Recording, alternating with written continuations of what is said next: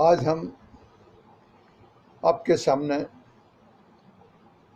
एक दूसरी वोमेन योगी के बारे में बताएंगे जिनका नाम है राजकुमारी ब्योहार उर्फ रज्जोबाई के नाम से प्रख्यात हैं।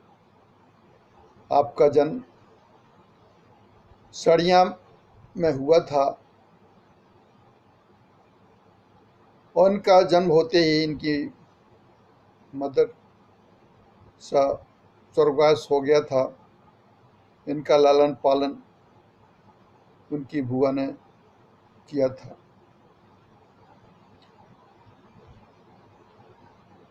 अब मैं आपको उनके बारे में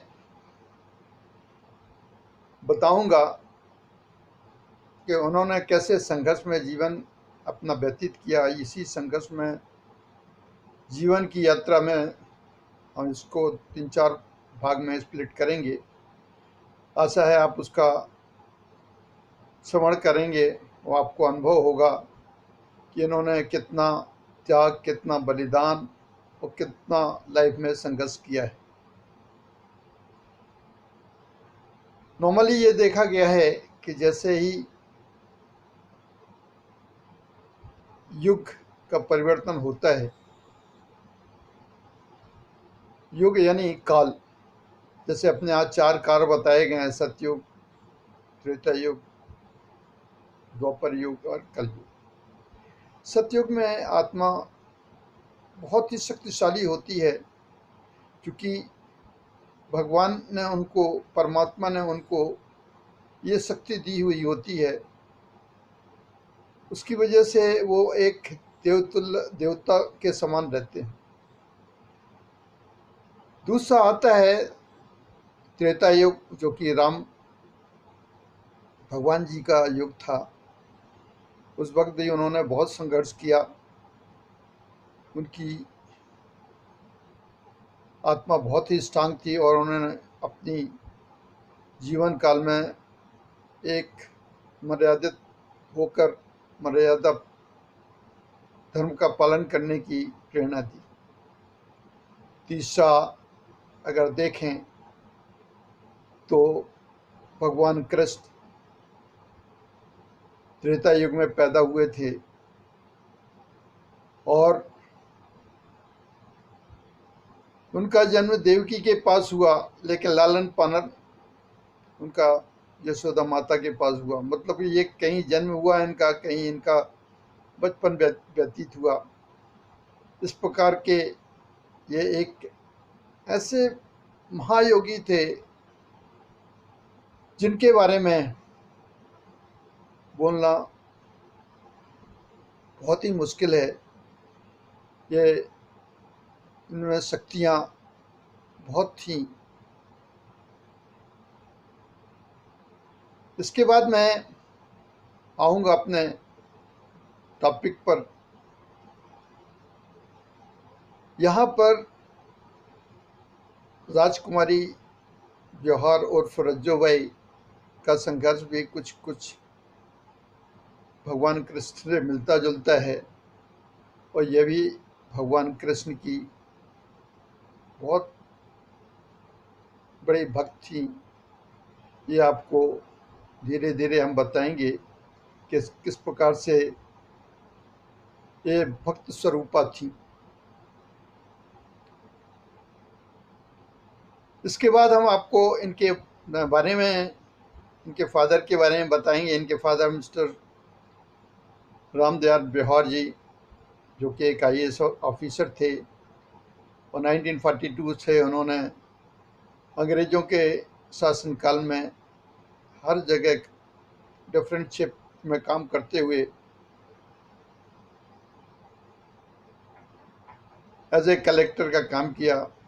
पहले वो पुलगांव में रहे, इसके बाद रायपुर, नागपुर में रहे। रिटायरमेंट के टाइम में वो जौनपुर आ गए थे और यहाँ पर उन्होंने एज ए कॉरपोरेशन कमिश्नर का काम किया था और यहीं पर वो सेटल हो गए थे। राजकुमारी ब्योहार उर्फ रज्जोबाई के 4 ब्रदर थे, जिसमें 2 ब्रदर,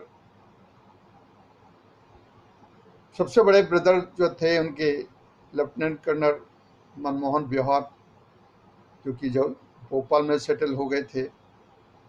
मनोहर लाल ब्योहार, जो कि प्यार से उनको सब कोई मजले भैया के नाम से जानते थे और नागपुर में सेटल हो गए थे। उनका कार्य क्षेत्र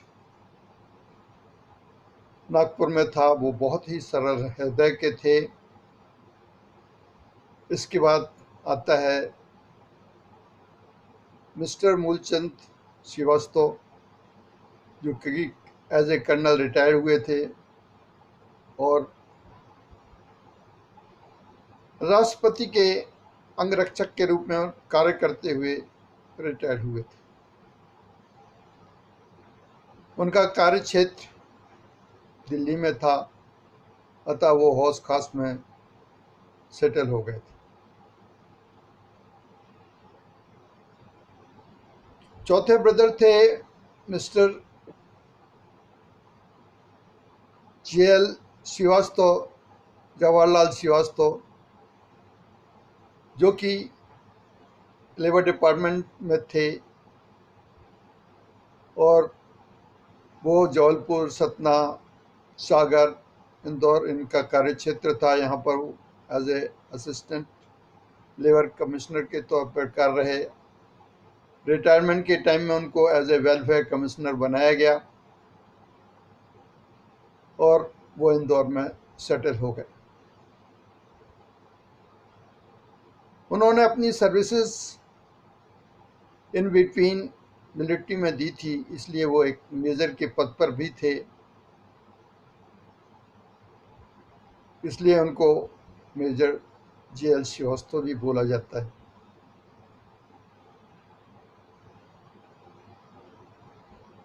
राजकुमारी ब्योहार उर्फ रज्जोबाई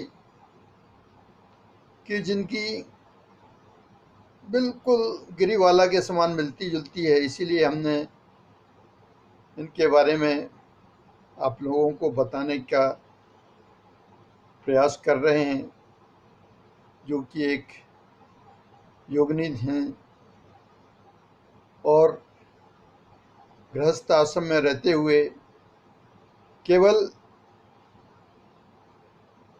आत्मा के 7 गुणों के साथ रहते हुए वो एक यौगिक जीवन बिताया। अब आपसे नम्र निवेदन है कि ये इनका जीवन गाथा 3-4 पार्टों में रहेगी।